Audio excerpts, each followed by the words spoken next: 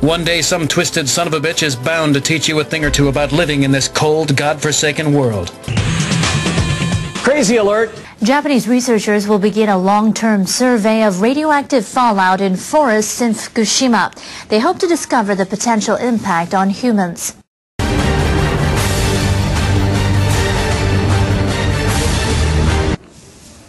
Researchers from the Japan Atomic Energy Agency plan to begin the survey later this month.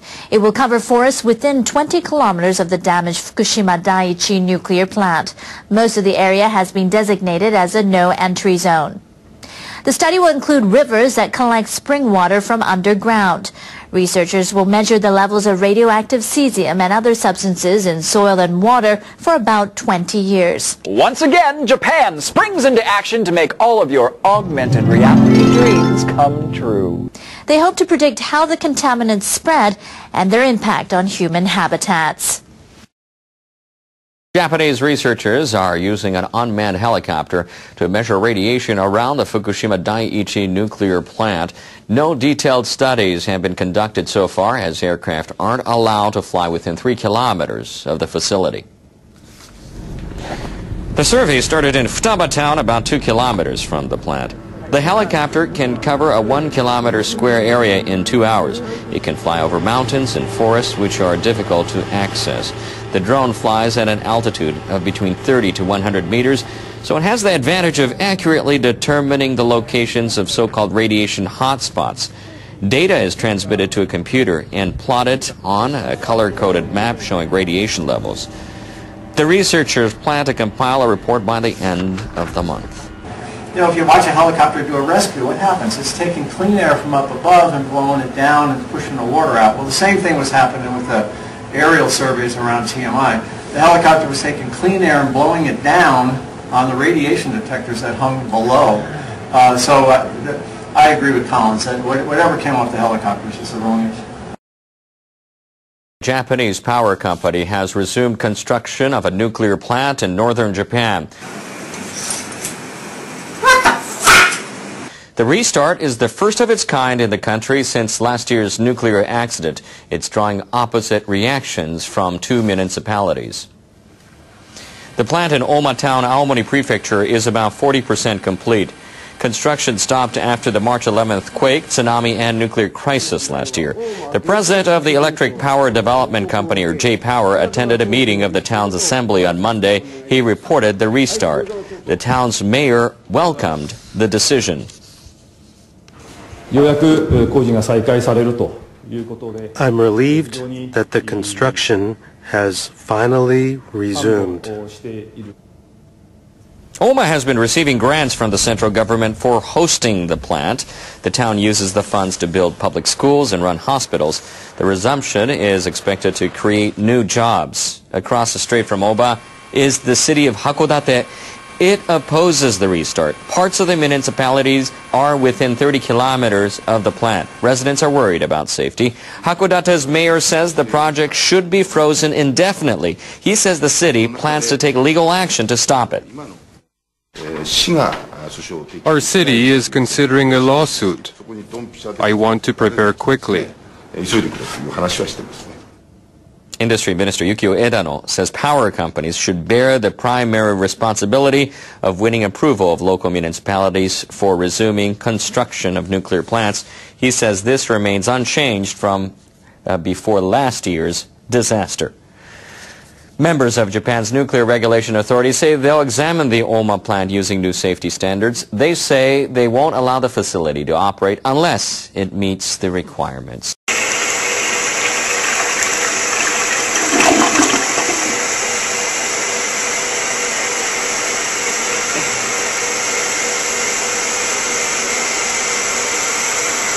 Damn fish won't flush. Japan's Prime Minister is looking ahead to a fall full of challenges, and he's trying to be ready. Yoshihiko Noda reshuffled his cabinet. He replaced more than half of the ministers. Noda's aiming to boost support for his ruling coalition. The opposition is pushing him to call a general election. The new cabinet was officially inaugurated on Monday evening after a ceremony at the Imperial Palace. Noda kept Koichiro Gemba as foreign minister. Former Diet Affairs chief of the main ruling Democratic Party, Koriki Jojima, will take over as finance minister. Defense Minister Satoshi Morimoto retains his post. He's the first person from the private sector to hold the job. Deputy Chief Cabinet Secretary and Upper House member Hiroyuki Nagahama is becoming the Nuclear Crisis Minister. He will also be in charge of the Environment Ministry. Reconstruction Minister Tatsuo Hirano is holding on to his portfolio. Noda explains some of the reasoning behind the reshuffle.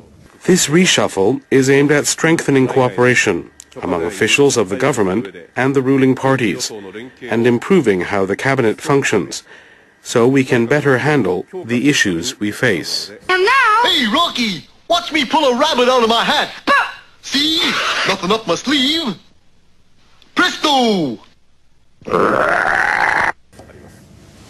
Noda also referred to the territorial row with China over the Senkaku Islands in the East China Sea. He said there is no doubt the islands are inherent Japanese territory, both historically and under international law. The Prime Minister noted Japan controls the islands, but he added both sides should stay calm as they try to resolve the situation. I think the most important thing right now is to find a way to cool things down, using dialogue through various channels. Noda says he has no plans to take the Senkaku matter to the International Court of Justice. That's what his government is trying to do with a territorial dispute it has with South Korea. A Japanese company has begun conducting the first ever test drill in Japan for shale oil. The substance is found deep underground. If the test proves successful, it could help ease the country's reliance on imported energy.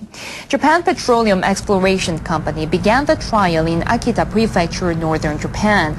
Recent advances in mining technology have made the extraction of shale oil possible. Engineers first pump acid into bedrock about 1,800 meters below ground. The acid dissolves the bedrock and allows the crude oil to be extracted. Shale oil is a limited resource in Japan, so we hope to utilize this technology to increase output as much as we can. Company officials say up to 100 million barrels of shale oil could be produced in the prefecture. That's the equivalent of nearly 10% of the annual consumption of crude oil in Japan. The United Nations Population Fund has marked the International Day of Older Persons with a report celebrating growing life expectancies but warning of risks that come with aging societies. The fund's executive director, Babatunde Osochi-Mehin, launched the report in Tokyo. It says rising living standards are creating older societies. It estimates that by 2050, 1 in 5 people in the world will be over 60. That's up from 1 in 9 today. Osochi-Mehin also warned that populations in developing countries will age faster than those in developed countries. He cited a UN estimate that 80% of the world's elderly will live in developing countries by 2050. If the developing countries of the world don't begin to put social policies in place, it might catch up with them so fast that it might become a challenge. The UN official said countries should make full use of the older labor force for long-term economic growth.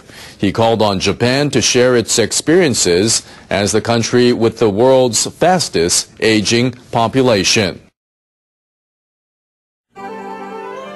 We bring new friends to play. Show how much you care. I wrote this just for you. We make you smile, gee. We bring good things to live in. We bring good things to live in. We bring good things to life. We let you live it again. We bring a song to your night. We help you to create. We keep you looking right. We bring you closer, closer and closer to the ones you love. Genie, we bring good things to live in. We bring good things, bring good things.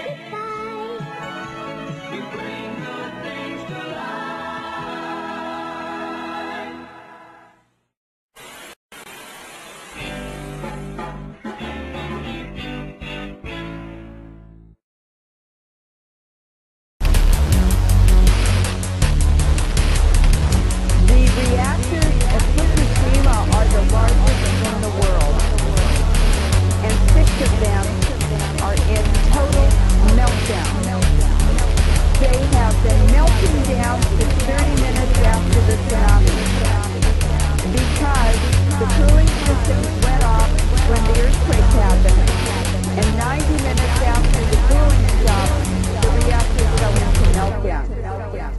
This is all a cover-up. This is a false flag. This is more poisoning of the ocean and the atmosphere and the biosphere. No one can escape.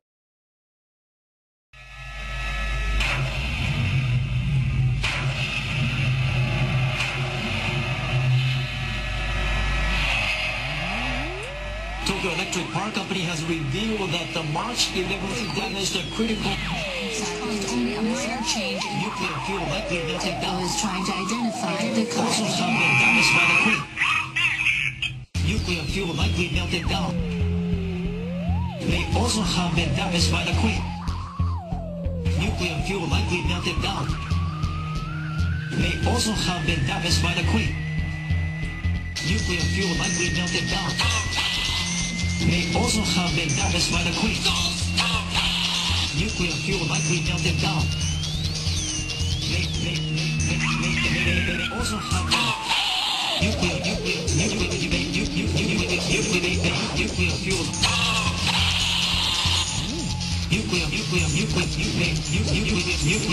Nuclear fuel likely. TEPCO says the drop in pressure is consistent with analysis that the piping system was damaged. Nuclear fuel likely melted down. They also have been damaged plant's most important safety features. Now, the utility has not yet found the cause of the stoppage. Only a minor risk of a new hydrogen blast.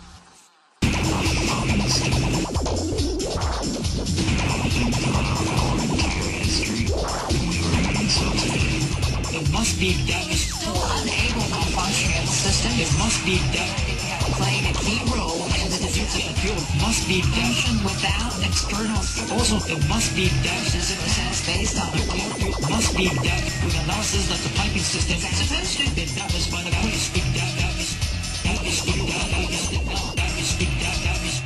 May also have been damaged by the quake.